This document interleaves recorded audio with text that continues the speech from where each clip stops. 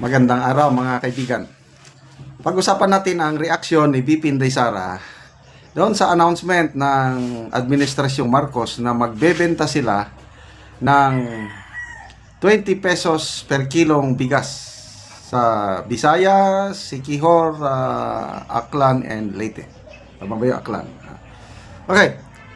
Kanina, nag-close door meeting sina Pangulong Marcos Jr. And 4 governors sa Visayas, doon sa provincial capital ng Cebu. At lumalabas ngayon ang napagkasunduan is magbebenta ng 20 pesos per kilong bigas starting next week. Okay, so ito, pakinggan natin ang reaksyon ni VP Inday Sara. Naman nila yung mga tao sa 20 pesos per kilo na bigas. At magdududa ka dahil bakit Visayas lang? Kaya, Hindi ba simulan ko. Binubudol na naman Binubudol. nila yung mga tao sa 20 pesos per kilo Binobodol. na bigas.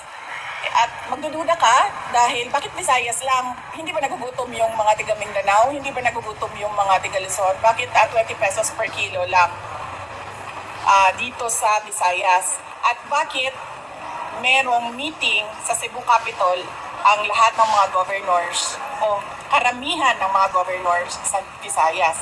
So baka may problema sila sa boto dito sa Visayas. Okay. Baka may problema sila sa boto dito sa Visayas. Okay, ito, related story, Sunstar Cebu, 2 hours ago na post. 20 rice program, 20 per kilo rice program. Department of Agriculture, Secretary Francisco Tio Laurel Jr.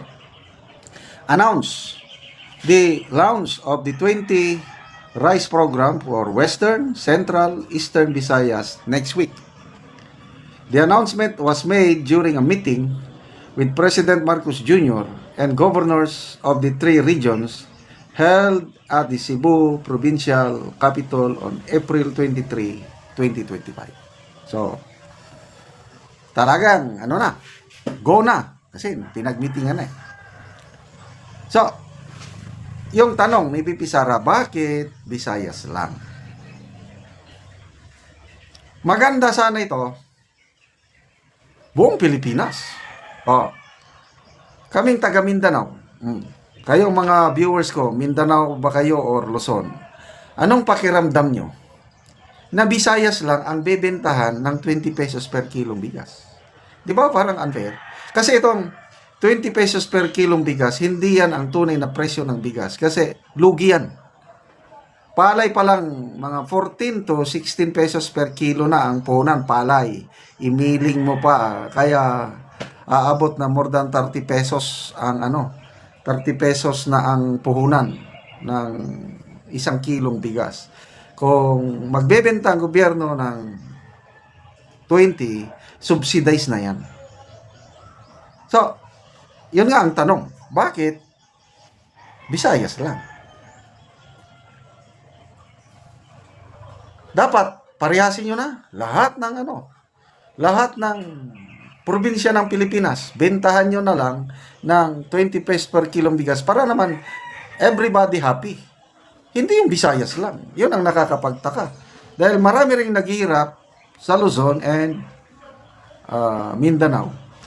But I don't know, dito sa Mindanao, kahit magbenta pa kayo ng 20 pesos per kilong bigas, I'm sure maraming bibili. Kailan kung ang motive nila kung lang kasi sabi ni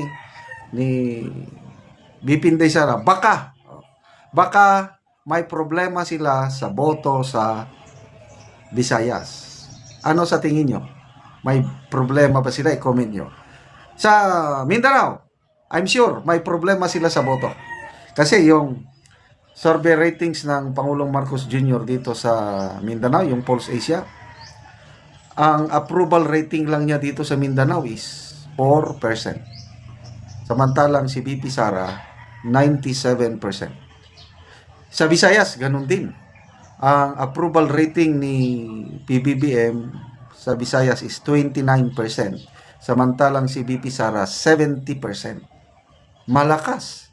Si BP Sara, Visayas and Mindanao. O malakas ang mga Duterte, Visayas and Mindanao. So, Mindanao, pupunta sila, magbibenta ng 20 pesos per kilong bigas. Baka nakita nila, baka wala ring mangyari. Kasi, made up na ang mind ng mga Mindanaoans na PDP laban sila. Duterte plus 2 sila. So, Visayas, baka sakali pa. Kung totoo, yung sinasabi ni BP Sara na baka problema nila ang boto sa Mindanao. Luzon, bakit? Medyo, aminin na lang natin, malakas-lakas pa sila sa Luzon. Although, bumaba na rin ang rating ni PBBM, bumagsak na rin sa Luzon, lalo-lalo na sa National Capital Region.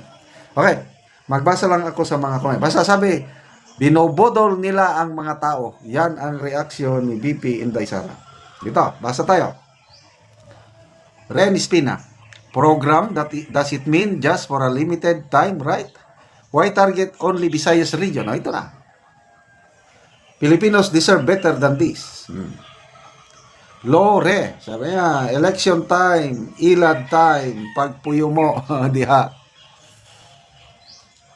Gigi Alonzo, for election ra, after, balik na sad sa mahal. Hanggang election lang daw. Jason Montero, Clarex kaayo, pangulo-ulo sa mga voters sa Visayas. Harrison Nang, hi, election nagyud. Mone Reyes, after election kay rollback. O, dito, puros election. Wala na, hindi nyo na ilad o makuha ng mga tao. Alam nila, itong mga comments na nababasa ko is election. Dapat vote wisely. Ang akin, matulito, bili kayo. Sayang din yan eh. Bili, kailang yung botohan nyo, yung gusto nyo pa rin, yung nasa puso ninyo.